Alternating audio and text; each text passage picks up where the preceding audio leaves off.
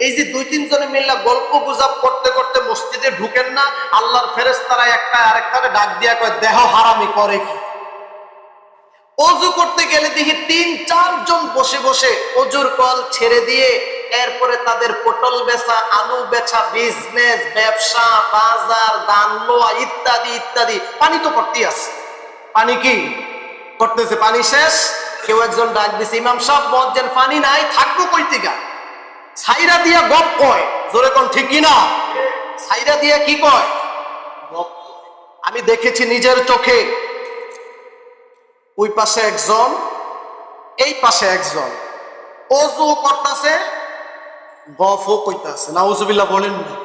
মুহাম্মদ সাল্লাল্লাহু আলাইহি সাল্লামের অনুসরণ ছাড়া যদি নামাজ পড়ো, ওই নামাজ যেমন আল্লাহর দরবারে কবুল হবে না।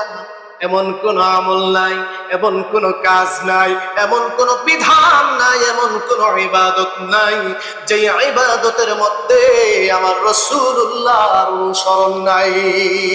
সুবহানাল্লাহ। রাসূলুল্লাহ নিজেই বলেছেন মসজিদে ঢুকতে সুন্নত 5টা। বলেন বলেন, মসজিদে ঢুকতে সুন্নত কয়টা?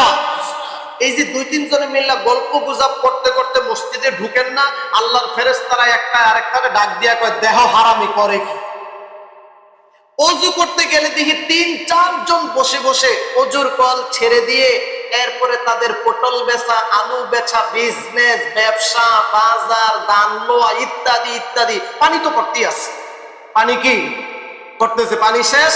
কেউ একজন ডাক দিছে, ইমাম সাহেব বলছেন পানি নাই, থাকবো কই থেকে?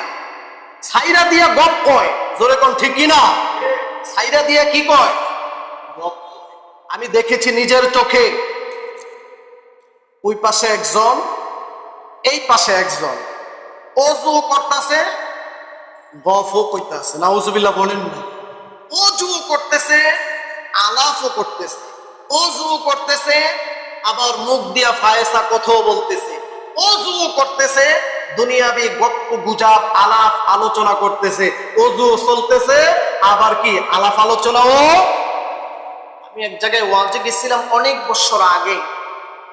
আলোচনা যখন করি, আমাদের স্টেজ গুলা তো বড় করা হয়, নিচে তো প্যান্ডেল, স্টেজ বড় করা হয়।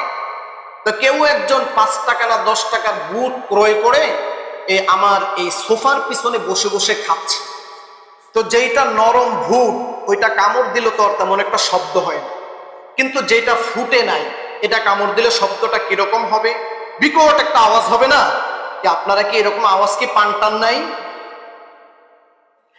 জোরে জোরে কয়েকবার আওয়াজ হওয়ার পরে আমি তাকে বললাম, ভাই কে আপনি, কি সমস্যাটা কি? দেখি হাতের মধ্যে বুট নিয়ে বসছে। আমি বললাম, ওয়াজের শেষে বললাম, ভাই আপনি কি শুরু করছেন? হুজুর ওয়াজটাও শুনলাম, বুটগুলাও কি। আমাদের অজু হয়েছে এরকম, অজু করলাম, গপ্প সারিও করলাম। জোরে কর নাউজুবিল্লাহ। অজুর মধ্যে রাসূলুল্লাহর আদর্শ আছে না নাই? এই যে আল্লাহ রাব্বুল আলামিন কোরআনুল কারীমের মধ্যে সুন্দর করে জানাইয়া দিলেন, ফাত্তাবিউনি ইউহিব্বুকুমুল্লাহ। আপনার অনুসরণ যারা করবে আমার অনুসরণ হয়ে যাবে, আপনাকে যারা ভালোবাসবে আমার ভালোবাসা হয়ে যাবে, আপনার ইত্তেবা যারা করবে আমার ইত্তেবা হয়ে যাবে। আপনারা বলেন, ওযুর সময় কথা বলা কোন রাসূলের অনুসরণ? ওযুর সময় কথা বলা যাবে? জান্নাতের চাবি কি? মাশাআল্লাহ, মিফতাহুল জান্নাতিস সালাত। জান্নাতের চাবি নামাজ। নামাজের চাবি কি? সুবহানাল্লাহ। আলোচনা আমি অনেক আগে করেছি, আপনাদের মনে আছে। নামাজের চাবি, সুবহানাল্লাহ বলবেন না? নামাজের চাবি যদি ওযু হয়, ওযুর মধ্যে যদি এত কিছু হয়, সেই চাবিটা কি চাবি থাকে? ওযুর চাবির নাম কি? বিসমিল্লাহির রহমানির ভাইরামান। জান্নাতের চাবি হলো নামাজ। আল্লাহর নবী বলেছেন, মিফতাহুল জান্নাতিস সালাত। জান্নাতের চাবি হলো নামাজ। আল্লাহর নবী বলেছেন, এই নামাজের চাবি হলো ওযু। সুবহানাল্লাহ। শুধু তাই নয়, আর ওযুর চাবি হলো বিসমিল্লাহির রহমানির রহিম। রহিম, অসীম দয়ালু, পরম করুণাময়, অসীম দয়ালু আল্লাহ পাকের নাম নিয়ে ওযু করা শুরু করে দিলাম। সুবহানাল্লাহ। আর সেই অজুর মধ্যে ঢুকলো আলু বেচা, পটল বেচা, জমির চাষাবাদ, কত টাকা বেচছস, কত টাকা আনছস, তোর ছেলে বিদেশ গেছেনি, তোর মাইয়া বিদেশ থেকে আসছেনি, আছে না নাই? তাও আবার কি পানি ছাইরা দিয়ে আল্লাহ রাব্বুল আলামিন বলেন, ইন্নাল মুবাযযিরিনা কানু ইখওয়ানাস। তাহলে আমাদেরকে শেখায় হুজুর অপচয় অপচয় অপচয় অপচয়। আপনিও তো কিছু শিখবেন যে অপচয় কাহাকে বলে।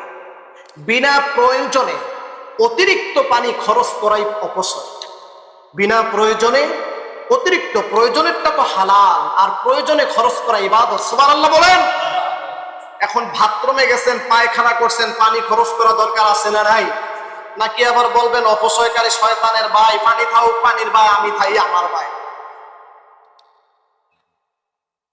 ওইখানে পানি খরচ করাটাই ইবাদত, আর ওইখানে পানি খরচ করাটাই রাসূলের অনুসরণ। সুবহানাল্লাহ কয় না রে? প্রস্রাবখানায় গেলে প্রস্রাব করার পরে পানি ব্যবহার করা দরকার আছে না নাই?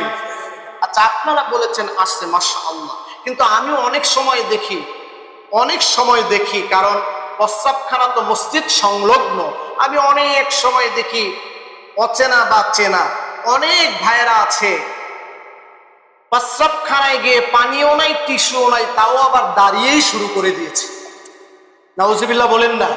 এখন আপনি চিন্তা করেন যে প্রস্রাব করার পরে আবার পানি নিব, অপচয়কারী শয়তানের ভাই, পানি থাউক পানির ভাই, আমি থাকি, আইলে কি পবিত্র হওয়া যাবে?